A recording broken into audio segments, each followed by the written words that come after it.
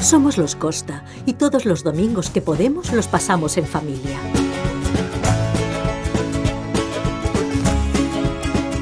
El plato protagonista de nuestras reuniones es el arroz y lo preparamos con Mediterránea agua de mar.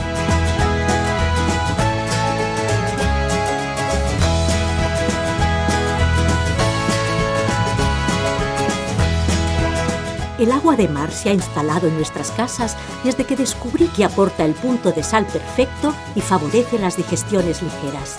Y no exagero cuando digo que Mediterránea agua de mar es la sal perfecta. Lo es porque contiene la gama completa de minerales y oligoelementos que nuestro cuerpo necesita.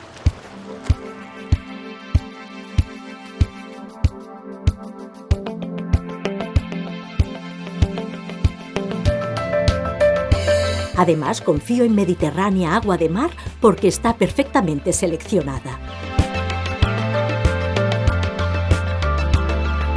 Proviene de las aguas más puras del Mediterráneo y sigue un exigente proceso mecánico de filtración y esterilización.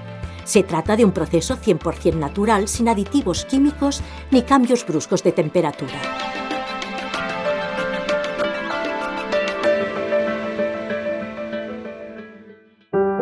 El envasado de agua de mar cumple con las normas internacionales más exigentes de calidad y seguridad alimentaria. También uso Mediterránea agua de mar para limpiar y descongelar el pescado y el marisco. De hecho, en muchas pescaderías ya la utilizan porque está demostrado que el agua de mar conserva más tiempo las propiedades del pescado. Cocinar con agua de mar es sencillo. La proporción siempre es la misma: 2 vasos de agua mineral y 1 de agua de mar. Una proporción que garantiza el punto de sal perfecto y un sabor singular. Y la pasta, las legumbres y las patatas también las hiervo con Mediterránea agua de mar.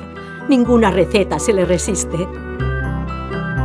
Además, puedo conservar el pescado durante más tiempo con el papel de mar.